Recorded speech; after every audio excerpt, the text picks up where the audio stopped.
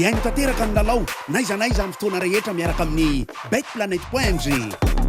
Bet Planet mandolitra anao ny le JT. Mobilier Design vous présente le JT. Mobilier Design, la qualité, la réalité. Easy, votre yaourt brassé préféré, maintenant disponible aux saveurs pommes, fruits tropicaux et fruits de la passion. Mandolitra ho anao ny le JT. Découvrez les masques Fructisser Food, la nutrition des cheveux affamés. Nouveau Fructisser Food vous présente le JT. Nouveau Fructisser Food, nourrissant, réparateur, hydratant, par Garnier naturellement. Technospark 5 Pro, Pro Performance et grande valeur. Techno mandolitra anao ny le JT. Techno, expect more. Les dernières actualités avec le JT et la carte Visa Mvoul. La carte Visa Mvoul, une carte internationale, sans engagement, sans compte bancaire. Le monde entier accepte Mvoul.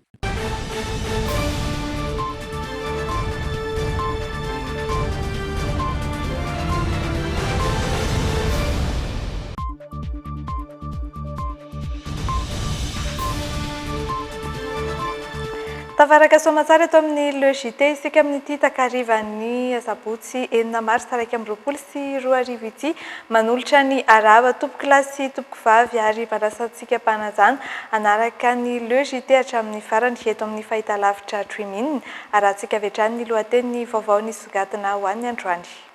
Ny zotra ampilaminana amin'ny ankapobeny ny hetsiky ny miara-manonja teny amin'ny Makro Tanjombato androany. Tsy tonga anao fanakanana ny tatitra fa isambotra ireo mpanararoatra ny mpitandron'ny filaminana marobe hita teny amin'ny manodidina ny Makro Tanjombato raha ny fanazavan'ny komandy ny zandarmaria pirenena. Tsy toy ireo sabotsy roa ny fanesy no hita teny amin'ny faritra Analakely androany, afaka niaina tamin'ny fiainana andavanandro ny mponina. Hotaterina amintsika ato anatin'ny le JT ny akon'ny vavaka ho an'ny firenena izay notanterahana androany tolakandro teny amin'ny lapan'ny kolontsaina sy ny fanatanjahantena Mahamasina. Mahavelom-panantenana ny GEM ny fiakaran'ny tany Arikarena Fahobe hatramin'ny 5 isanjato amin'ny ity taona 2024 ity. Mazava ho azy fa mitana ny sain'ny mpanara-baovao ny fisotran'ny hetsiky ny miara-manonja teny amin'ny Makro Tanjombato androany, momba izay ihany koa no isataratsika ny le JT.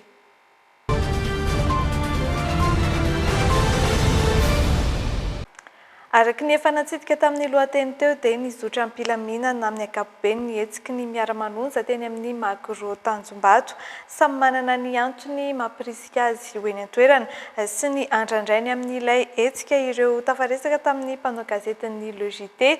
Isan'ny nanotrina ny hetsiky ny miara-manonja ny RMTM izay nanambara ny anao hetsika ihany koa aorin'io tsy mbola voafaritra mazava hoe roviny izay saingy namafisy ny RMTM fa tsy hetsika fanonganam-panjakana fa anehoan-kevitra ny zava-misy eto amin'ny firenena teny amin'ny Makro Tanjombato ary mitatitra antsary ny fisotran'izay hetsiky ny miara-manonja izay kasambola manana. Sahy miady amin'ny jadona sy ny fanaparam-pahefana miambozo ny soratra io ny ankamaroan'ny olona rehetra tonga teny amin'ny Makro Tanjombato ankoatra ny fanaovana akanjo miloko mena fanamiana mahazatra ny hetsika miara-manonja samy manana ny antony mampirisika azy ho tonga ety sy ny andrandrainy amin'ny fandraisana anjara amin'izao hetsika izao ireo sendra ny fandraisam-peonay. Ny anahy zany efa hitako hoe ny tena ndraiky zany mba handroso le zavatra le tokony hoentina amin'ity fitondrana zay atao ity nefa tsy mety le izy dia tsy maintsy voatery anakaty satria matrapa ny tsy fetezany eo zany. Ny andrandraiko aloha eny azo fandresentsika fa ino moa Andriamanitra rery no mahafantatra neny mahafantatra ny ampitso fa ny anjarantsika dia manefa ny adiditsika hoe mitolona ho an'ny taranaka za mitolona tonga eto hitolona ho an'ny taranako. Ny andra ndraiky zany dia isy fiovana teo amin'ny firenena, fiovana tsaratsara makany amin'ny fampandrosoana mba hisin'ny vahoaka malagasy hihinan-kanina somatsara, ny zaza mianatra, ny olo-dehibe mahita asa tsara fandriam-palema.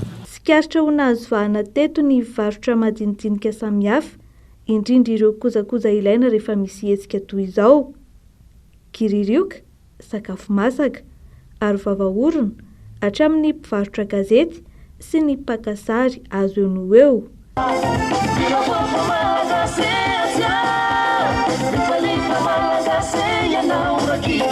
fantatra fa manohana ny miara-manonja ny ADM sy ny RMDM diaspora, ny rotoben'ny mpanohitra ho an'ny demokrasia eto Madagasikara, izay nanambara fa mbola isy ny hetsika ho ataony, entiny izy ireo anehoan-kevitra momba ny zava-misy eto amin'ny firenena.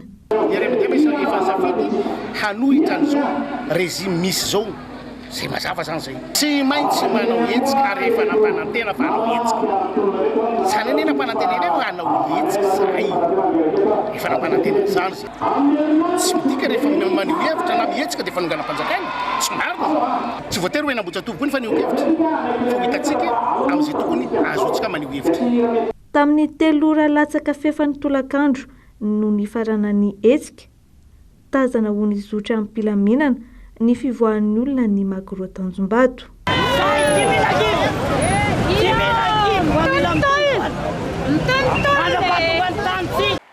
Vitsy tsy toy ireo sabotsy roa nifanesika anaovan'ny mpanohitra tatitra amin'ny vahoaka ny mpitandro ny filaminana na hetsika tamin'ity androany ity.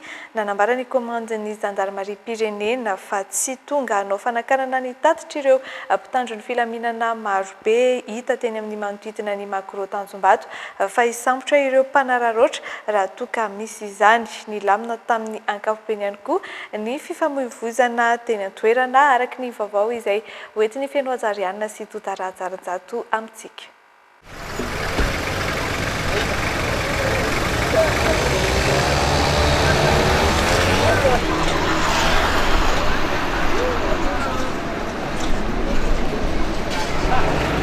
Tahaka izao hita amin'ny sary izao ny amaron'ireo mpitandro ny filaminana tonga tety Tanjombato androany.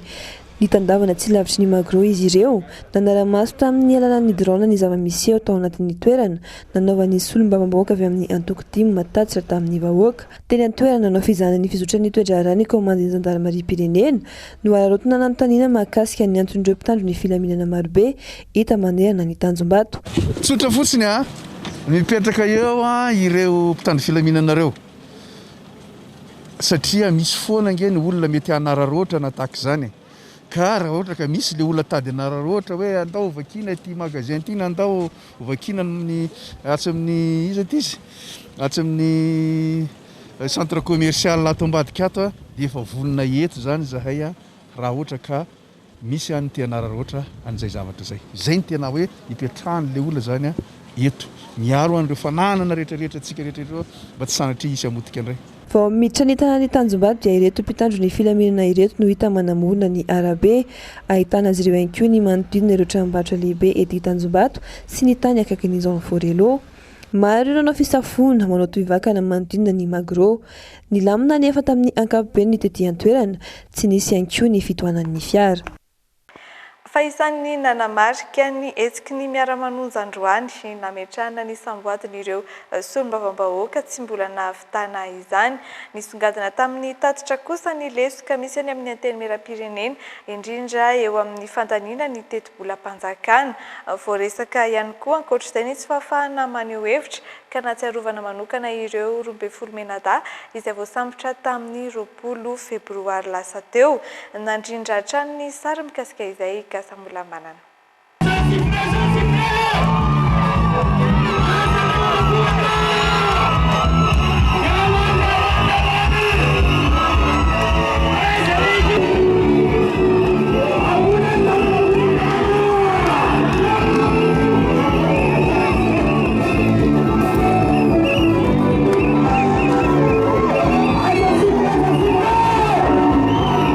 Mitatao vovonana latsaka teo no nigadona teto amin'ny Magro Tanjombato ireo parlemantera ampoliny avy amin'ny miara-manonja. Natomboka tamin'ny fitoam-pivavahana ny fionana. Nisantatra ny fitenenana ny député Alain Ratsimbazavy. Aty Atsimondranondra teo ny hetsika no atao. Nasongadina teto fa mbola misy amin'ireo solombavam-bahoaka eto Analamanga no tsy voapetaka samboady. Misy valo izy ireo no voakasika izany. Zara raha nisy herinandro efatrandro nanodidinana io lalàna io. Raha tena tokony ho izy, raha mandeha any amin'ny HCC any amin'ny lalàna fitsarana avy lalam-pandrenana dia hiteny ny HCC hoe tsy ampy ny vaim-potoana nanaovanareo nandinianareo ny lalàna io dia tokony mbola tsy teneniny hoe manaraka ny lalam-pandrena lalàna kanefa moa ny any mandeha ho azy ohatran'ny boty kiraro mipelina dia zaho hovakiko ny teny ametrahantsika izany samboady zany tsy tenin'olombelona fa tenin'Andriamanitra ao amin'ny Isaia 30:andiny voalohany rais président le samboady dia zao voalazako nitsangana miazavana fa tonga amin'ny fahazavanao ary ny voninahitry Jehova dia efa miposaka aminao maheresanao any rapina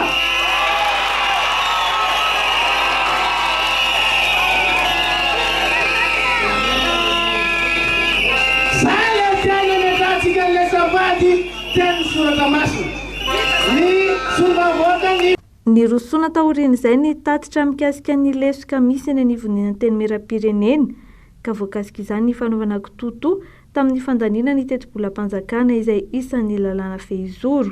Rehefa tety taminareo zay hoe mila pitsika reny fianakaviany reny dia nanao zay tratry ny herintsika ary mbola hanao zay tratry ny herintsika hifanomezan-tanana amin'ireny fianakaviany izy 12 zay tafiditra any am-ponja noho ny fitiavana amin'ny fahalalana maneho hevitra, noho ny fitiavana ny siny zany demokrasia zany, noho ny fitiavana ny siny fanajana ny zofototra eto amin'ity firenena ity.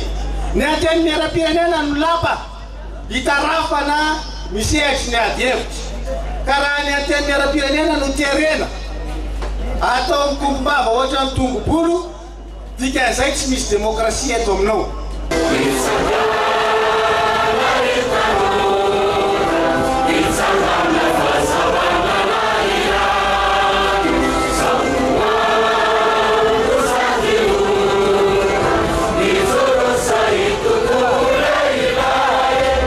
Mandrafitra ny tapany faharoa amin'ny tatitra nataon'ny solombavam-bahoaka kosa ny tsikera taorian'ny fanaraha-maso ny fahefana mpanatanteraka nasiana resaka teto ny tsy fahafahana maneho hevitra malalaka voatsiary manokana izy 12 menada voasambotra tamin'ny 20 febroary. Fa nalefa foana le feo misy fisamborana ny antso zay aloha dia misy foana ary misy mpitandro filaminana foana makany amin'ny tranona isan'andro san'andro makasary androany maraina zao dia tany amin'ny député Jerry Maly dia tany amin'ny député Mamdrabenirina dia any aminay sy député Fidèle moa dia misy foana zavatra zany lasa efa sakafona isan'andro zany. Ny ankoatran'izay resaka lever ny immunité parlementaire zany ke tsy moramora manala zany. Ho hitantsika efa meno miara-manonja ho an'ny député ny mpanohatra endrika fahalalan'ny fanehoan-kevitra ny fahafahan'ny solombavam-bahoaka manao tatitra.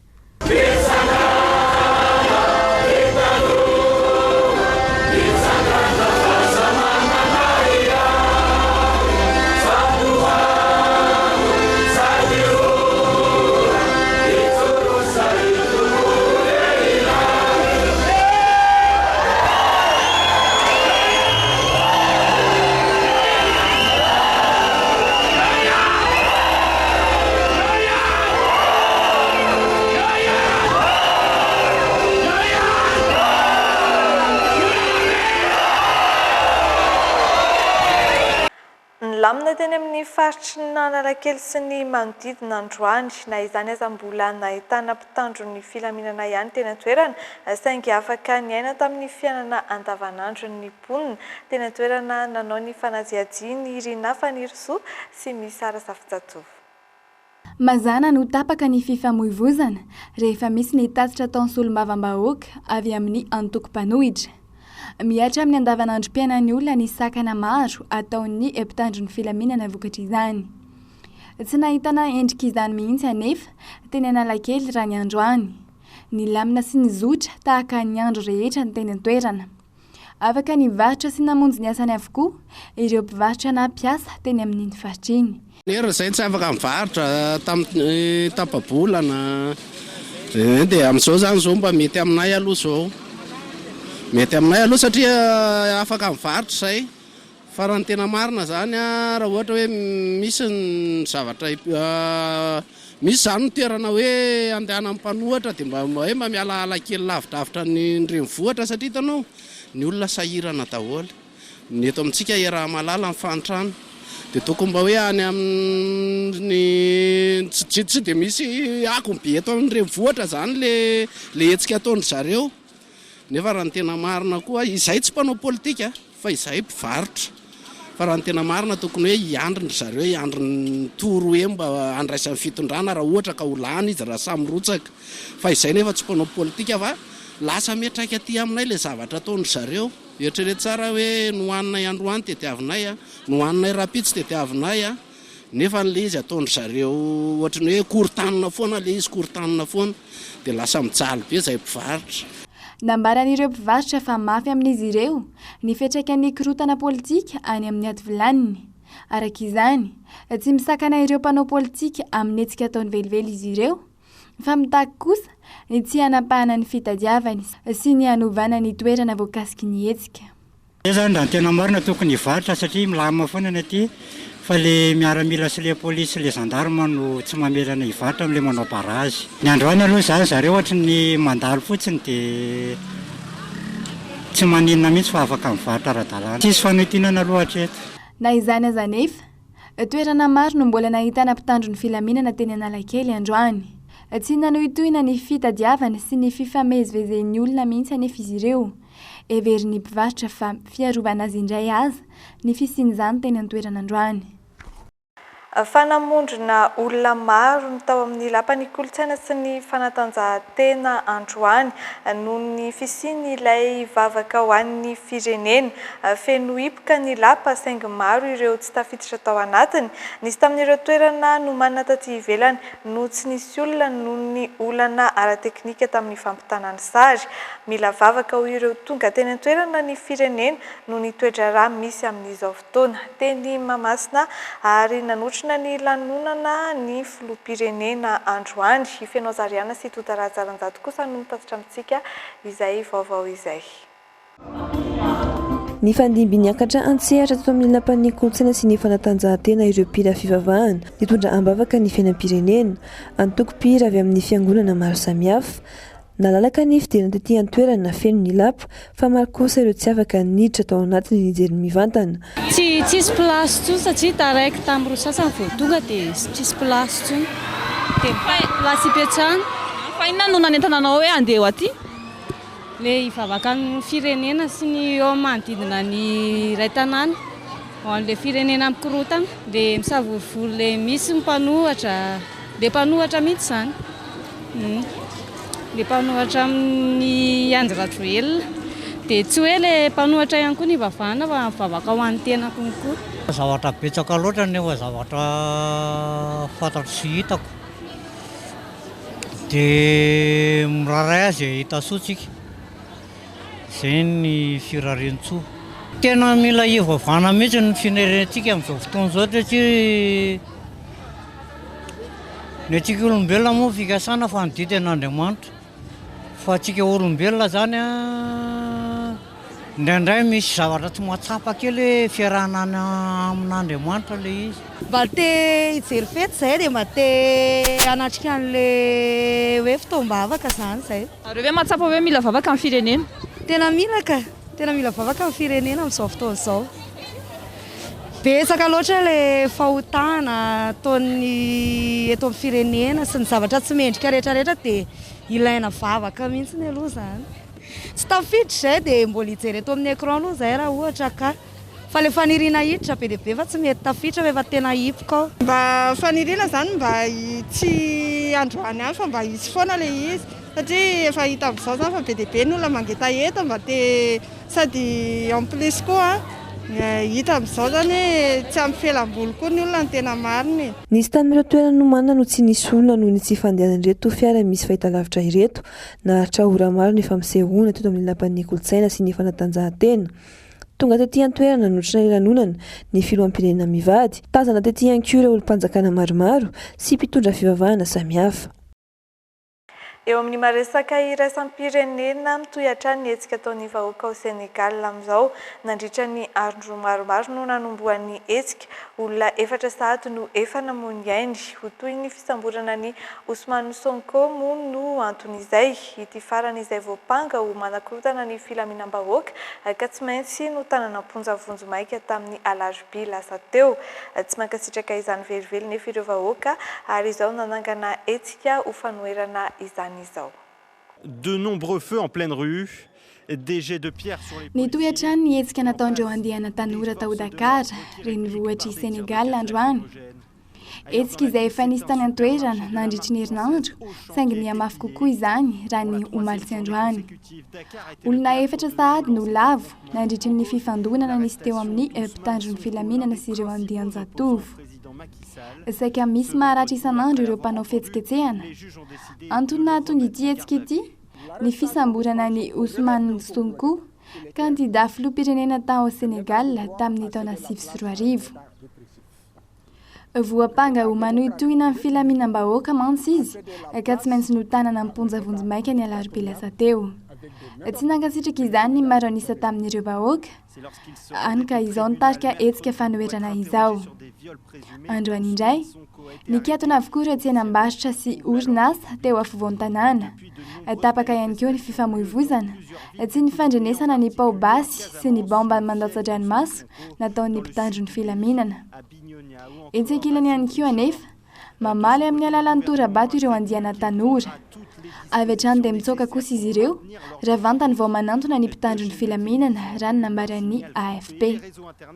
Manoloana izao korotana ao Senegal izao, nilaza ny teo anivon'ny fitandrona ny filaminam-bahoaka ny an-toerana, fa hanao ny fomba rehetra ampiverina ny filaminana.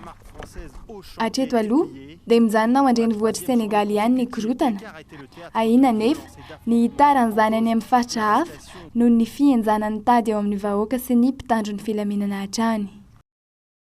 Isaorana hatrany ianao manaraka ny fahitalavitra streaming toizantsika ny Le JT niompana amin'ny fekevitra misa roa ny fivoriam-be no tanterahan'ny GEM na ny vondron'ireo orinasa eto Madagasikara. Isan'izany ny fanamorana ny fampindramam-bola ny mpiasa veriasa, eo ihany koa ny fanaovana laharam-pahamehana ny fifanarahana ny fanaovana tamin'ny fanjakana izay mikasika ny drafim-panarenana ny toe-karena. Hoarantsika avy hatrany ny fanampanazavana mikasika izay.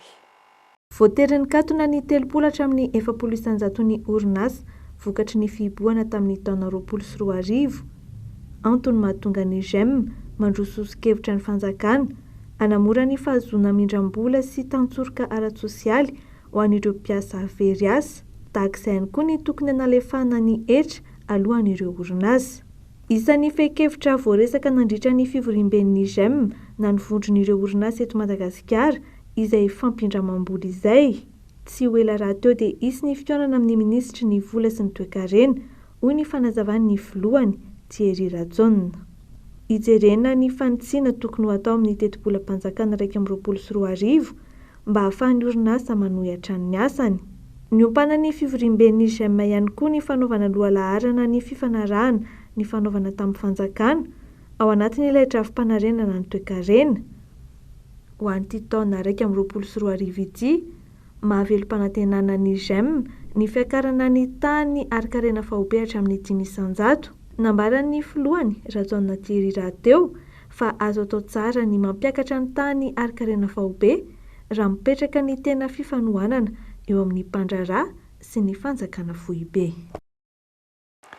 Tondrona, izay no voambolana namaritany sekretera-panjakana miadidi ny zandarmarim-pirenena ireo milaza fa ny fanjakana ihany no ao ambadiky ny raharaha volamena 17 kilao izay tratehaka tany Afrika Atsimo. Efirenena voakireny hoy izy ny anaran'ireo olona voakasiky ny raharaha iny. Voarara ny fanondranana antsokosoko ny volamena araky ny toromarika navoakan'ny fanjakana ary hosaziana izay tratra manao izany na inona andraiky ny eto amin'ny firenena. Mitatitra ny vaovao mikasika izay feno Anjariana sy Todarà Tsarinjato. tsy ny fanjakana hoe ny sekretera-mpanjakana miady ny zandarmarino ao ambadiky ny raharaha volamena tena amin'ny fitopolo faingo 5 kilao sary no atao Afrika Atsimo. Mbola maro hoy izy ireo no milaza ny mifanohitra amin'izany kanefa ny fanjakana manao ny asany mitady ny marina sy ireo olona nahavanana nanao ny fanondranana antsokosoko. Tenenina foana eto hoe ny gros poisson aiza tsy any amin'ny 73 kilo mihitsy ny gros poisson. Zay mbola itenenao ka merenao ka je persiste signe dondrina zay mbola milaza fa fanjakana no manao an'ireny gros poisson lazaina fa gros poisson amin'ny 73 kilo reny efa nahazavaina fa azato farihy fa reto ny olona tafiditra any nefa nasehonareo ke zany efa tenareo firy ny olona voatany eto Madagasikara efa mandeha ny fitsarana dia mbola terena ihany fa hoe gros poisson tsy ao anatin'ireo gros poisson ny atao hoe dondrina mantsy dia olona ampianarina fa tsy mahay, olona atory fa tsy mahay, olona tenenina fa tsy mihaino. Any ampianarana tamin'ny mbola kely tamin'ny andro atao hoe dondrina dia voakapoka. Amin'izao fotoana izay atao au coin fotsiny. Fa raha olon-dehibe ny dondrina mandika lalàna, manakorotam-pirenena dia andraisana fepetra araka ny lalàna izy zany ny dikany. Zay le dikan'ilay izy fa na ho tapahanareo na ho amboarinareo fiteniko dia zay ny atao hoe dondrina ary zay vonina ndray andraikitra ho an'ny soany daholo be. Tsisy ny fandeferana ho an'ireo izay tratra manao fanondranana antsokosoko harem-pirenena ary tsy safidiahana saranga ny fampiarana ny lalàna mifanaraka amin'izany. Le resaka volamena aloha ny toromarika azonay dia hoe mijanona zany fanondranana antsokosoko na trafikana volamena izany. Mijanona izany fa zay olona tafiditra amin'izany na izy na iza dia andraisana andraikitra fa mila zany malagasy mba misitraka ny hareny eto Madagasikara.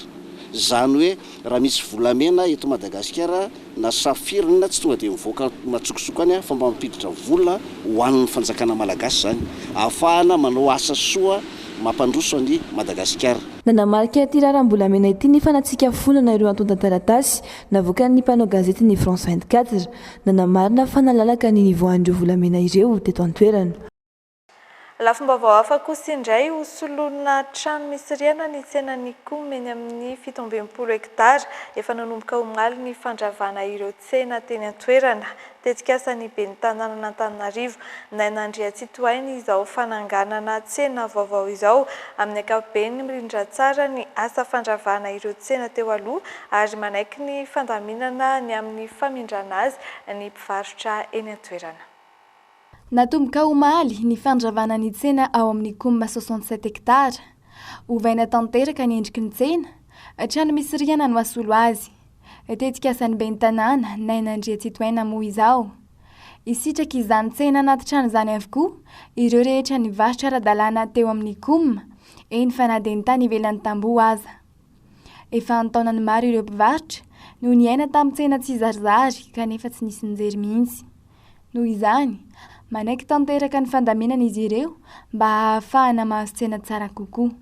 Dia ny zavatra tena tapaka tao anatin'ilay zany hoe fanamboarana n'ity tsena ity satria ny antony dia tsotra efa 4 taona amin'izao ngamba no mivarotanay tato dia izay mpitondra ny fandimby rehetrarehetra tao tsy mba nisy nijery anay mihitsy fa izy irery zao zany nanana an'izay fanapahan-kevitra hoe fikarakarana an'ilay tsely mpivarotra ato ilay fanatsarana an'ilay tsena dia isaorana be da be amin'ny monsieur le maire ilay izy sy ireo mpiara-miasa aminy.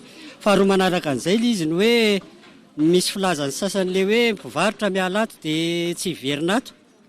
Za toko solitena mpivarotra ny Komy 67 zay nivory fa ny olona zay voasoratra ao anatin'ny registre ato anatin'ity tsenan'ny Komy 67 ihany no misitraka ny toerana zay ho ambarina zany. Tsy misy analana ary tsy misy anampiana fa zay mpivarotra tato ihany ny hiverina amin'ny toerana ho ambarina. Etsy ankilan'izay anefa nananaiky azy ireo mpivarotra dia manana fanahina kely ihany amin'ny mety tsy azahoana toerana intsony. Maro mantsy ireo feo mielety seroa amin'ny foto-drafitrasa mety ho ahorona eo amin'ny faritry ny tsenan'ny Komy ity. Zany tena etaetanay sy mampalahelo anay sy atahoranay dia ilay hoe sao dia mba tsy hiveriny eto intsony fa ny tena zavatra eritreretinay manko raha hoe tena anona ilay izy ohatra ny ty ambadika ity zao ohatra ny hoe anaovana arabe makany efa ela be zay nahita amin'ny projet mipetraka any kanefa nyty ohatra ny hoe tsy mba nisy an'izany zavatra izany dia izay zany ohatra mampiay anay hoe sao dia mba tsy ho tafaverina eto tsony ary izay raha vao hoe voaroaka eto. Ho afindra eny amoron'arabe aloha ireo mpivarotra mandra-pahatapitry ny fanamboarana. Manaiky ny hamindrana tanteraka azy izy ireo, manantena kosa nefa fa azo toerana tsara rehefa vita ny tsena vaovao. Zavatra mba tena iriko mba azo taorana tsara zay amin'izao zavatra hoe zay tsy mandany findrahanay fa mba hoe azo taorana tsara zay hoe ento no apetraka zany plasy petrahanay fanaka salon zay zavatra iriko indrindra toka zay tsy mandany ala eto akory fa zao zao hoe tsy mahalala ny hoe eto zay nipetraka dia zay ny zavatra mba irinay. Ahatra 8 volana ny faharetan'ny asa fanamboarana, tsy mora ny atrehana ny varotra amoron-dalana mandritra izany fotoana izany kanefa tsy nandà mihitsy ireo mpivarotra.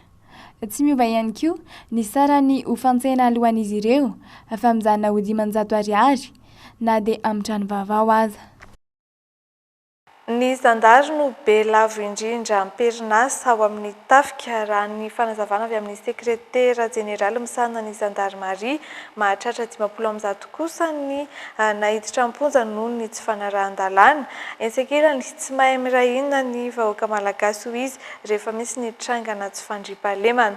Ny anampy ny zandarmaria pirenena amin'ny fanatotosana ny asany andaniny ny fanampiana azo avy amin'ny zandarmaria frantsay izay voalaza loharano ny poira ny zandarmaria malagasy. Fenoajariana sy tota rajarinjato.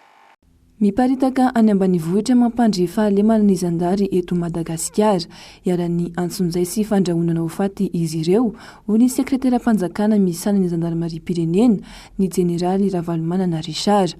Tamin'ny taona 2024 zandary 7 no maty ny balan'ny jiolahy nanomboka ny volana janoary hatramin'ny volana febroary lasa teo, efa zandary 4 no maty, 20 kosa ireo zandary naratra ny taondasa raha efa 15 tamin'ity taona ity.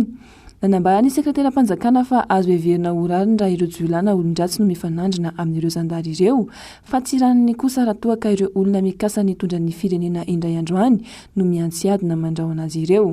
Mety isy teny hoe kanareo zandary ange salamzao za mbola mamerina foana tsy misy minodimandry betsaka mpanatanterahana divy lavo mibalany jiolahy mihoatra ny zandary, tsy misy maratra eo mpanatanterahana ny asany betsaka mihoatra ny zandary. Etsy andaniny koa tsy misy koa fandraisana andraikitra mihoatra noho ny ataony ny ato amin'ny zandarmaria pirenena raha jerena ireo zandary jiolahy zay mampimenimenina ny olona manao eloka ka alefa ny amponja any amin'ny 50 mahery ny zandary efa migadra noho ny fanaovana eloka. Mampatsiahy ny mahazava-dehibe ny fiara-miasa eo amin'ny vahoaka ihany koa ny sekretera-panjakana miadidi ny zandarmaria tsy mahay miraina ny vahoaka malagasy raha ny fanambarana nataony omaly no alalinina. Ka le resaka fandriampahalemana io za mbola mamerina zany zay natao hitandro ny fandriampahalemana sy filaminana. Ny olona tsirairay kosany dia tokony fametanana amin'ny fandriampahalemana sy filaminana. Ny mahavoan'ny malagasy amin'izao fotoana zao tsy tamin'ny andronay zay voataiza tamin'ny resaka hoe révolution tamin'izany fotoana zany tanora révolutionnaire dia mahay mirahina zay tamin'izany fotoana zany voakolokolo ahirahina. Fa amin'izao fotoana zao zany raha misy zavatra miseho akaiky eo dia tsisy miteny fa izy vofa tsy zahako. Mahafantatra tsara zao hoe rino nanao an'iny eloka iny rino nitondra izy tsy manao izy satria hoe alohany fa tsy zany vo. Tsisy an'izany hoe mpanao asan'ny jiolahy zany ka ao anatin'ny 2 minitra izy nitonga eo. Tsy misy an'izany. Tsy misy an'izany hoe asan'ny jiolahy zany ka ny jiolahy betsaka noho ny olona eo an-tanàna. Fa ny olona eo an-tanàna betsaka foana mihoatra amin'ny jiolahy. Nahazo fampitaovana avy amin'ny zandarmaria frantsay ny zandarmaria pirenena malagasy entina hanatsarana ny kalitaon'ny asa manerana ny nosy. Mizara roa ny fampitaovana ho an'ny fampianarana sy ny fiofanana ny ankilany ary ho an'ny fibaikona sy fitaovana ho ampiasaina eny an-kianja ny andaniny. Efa andalana ary ao amin'ny nosy La Réunion ireo fampitaovana hafa, fandriana sy tatilay atotry ny fanjakana frantsay ho an'ny fanjakana malagasy amin'ny alalan'ny zandarmaria pirenena. Eo amin'ny vaovao mikasika ny fanatanjahantena tontosandroany ny fifidianana ny filohan'ny liga eo amin'ny taranja lomano eto Analamanga lany tamin'izany Valisoa ny aina Rasoanjanahary izay mariana fa kandidata tokana ny tenany. Maro ny tanjony amin'izay mahafiloha mpitarika azy izay ho arantsika tanatin'ity vaovao manaraka ity. Maro ireo nanatrika ny fifidianana ny filohan'ny liga eo amin'ny sehatry ny lomano eto Analamanga androany. na izany azanefa tsy vitsy ihany koa ireo tsy afaka nanatrika izany noho ny tsy fananana antota taratasy mazava sy ara-dalàna. Totosa soma tsara ny fifidianana na dia teo azy izany. Lany maro anisa tamin'izany ivaly soaniaina Rasoanjanahary. Marina fa kantida tokana ny tenany saingy ny andro ny fankatoavany rehetra vao nandrainy andraikiny amin'ny mahafilo azy. Vory daholo zany condition rehetra nafahana nanao an'le fifidianana izany hoe tonga tao ny atsasa manila ny club misy eto amin'ny ligue Nanalamanga mampalahelo kely fotsiny dia atsasa no tonga izay zany no antony hoe hoetsehana aloha aiza ireo sasanareo satria ho an'ny sasany izao dia tsy nanana an'le certificat de conformité avy amin'ny ligue dia izay ny antony nahatonga an'le club anisan'izany ny Kosbany izay tsy afaka nifidy androany. Tsy dia fahita na fahiny firy ny taranja lomano eo amin'ny sehatry ny fanatanjahantena raha oharina amin'ny hafa.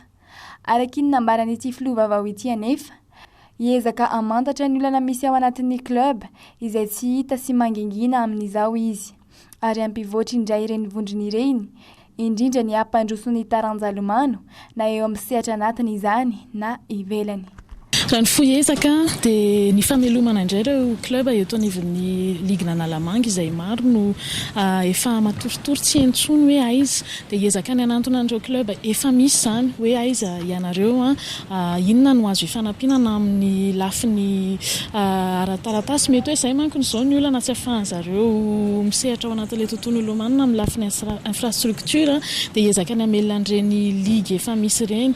Raha ny lavitrezaka mazava ho azy dia ny ampiroborobo ny ampitombo ny isan'ny club eto Analamanga raha tena betsaka moa dia miditra amin'ny lafin'ny section mihitsy ntsika amin'izay resaka izay. Tapaka tamin'ity fihaonana androany ity ihany koa fa ho tanterahana eto Antananarivo ny fifaninanana lomano fiadiana izay ho tompon-dakany Madagasikara amin'ity taona 2024 ity. Anomboka amin'ny 1 Martsa ka hatramin'ny 3 Avrily izany. Araky ny nambaran'ny filohatrany, mbola marefo dia marefo ny fidiram-bola ho an'ny taranja lomano. Isan'ny antony tsy maharisika ny ankizy hirotsaka amin'ny sehatra izany. Na izany anzanefa, vonina trano izy hampandroso ny taranja lomano ary handrisika ireo rehetra mana-talenta ho amin'izany. Fanisokatra tamin'ny fomba ofisialy ho an'ny Besinimaro Maliariva ny Arkadia tsenam-barotra lehibe eny Analakely, ahitana toeram-pivarotana miisa 420, ahitana karazan'entana rehetra toy ny fivarotana akanjo sy kiraro, ny fikojakojana ny endrika amam-bika, ny kilalao an'ny ankizy sy ny maro hafa. Misy ihany koa ankoatr'izay ny toeram-pisakafoana miisa 5 izay azon'ny fianakaviana rehetra iarahana na ny namana miala voly ihany koa arahantsika ny fanampanazavana ato anatin'ity fanadihadiana toka-varotra ity.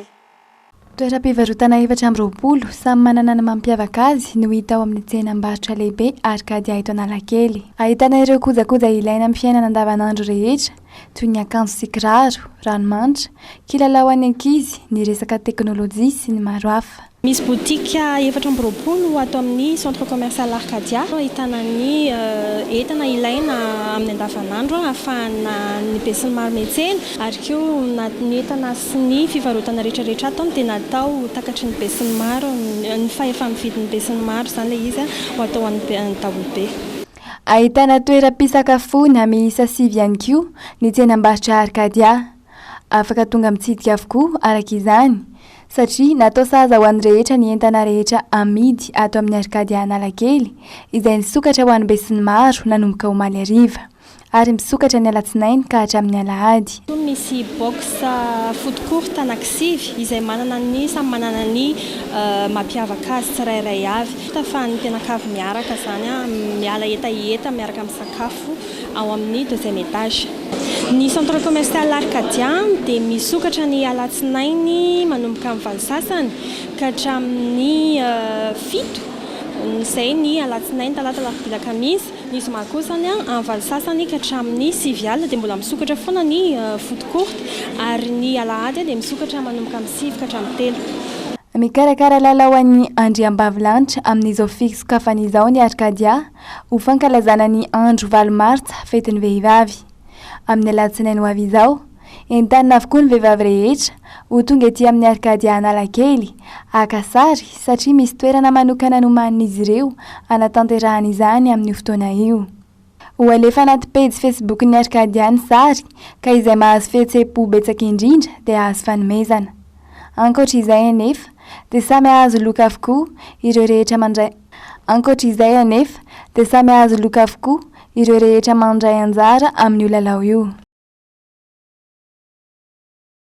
Madiva farana ny fiarahantsika ato anatin'ny LEJT fa mialoha ny tena isarana andao fantarina vetivety hoe anahoana ny mety ho toetry ny andro ho an'ny rahampiso.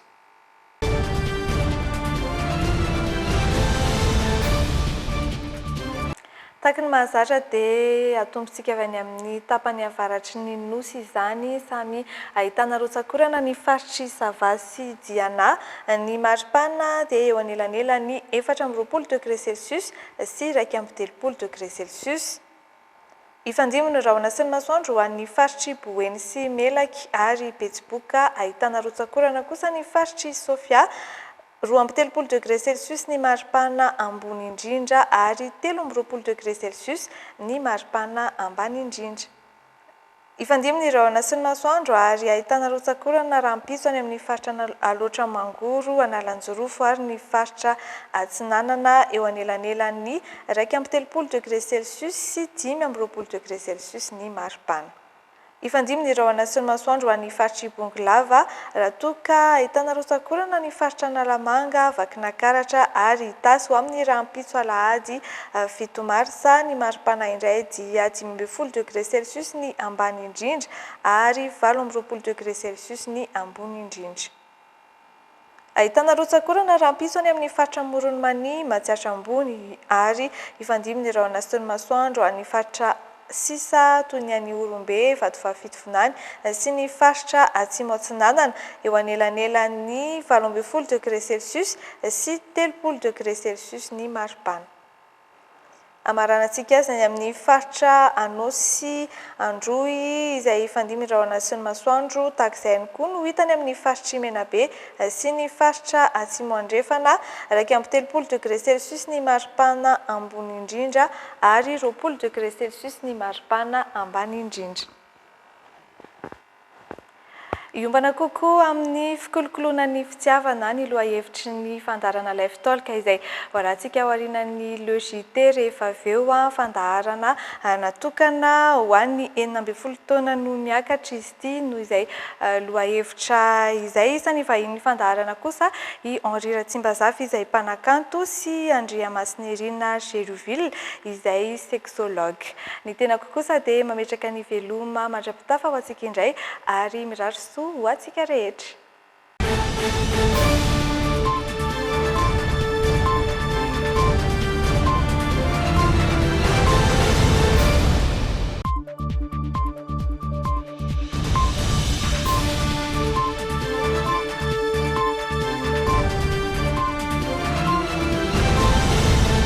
Les dernières actualités avec le JT et la carte Visa Mvoul. La carte Visa Mvoul, une carte internationale, sans engagement, sans compte bancaire. Le monde entier accepte Mvoul. Technospark A5 Pro, Pro Performance et grande valeur. Techno manolotra anao ny LEJT.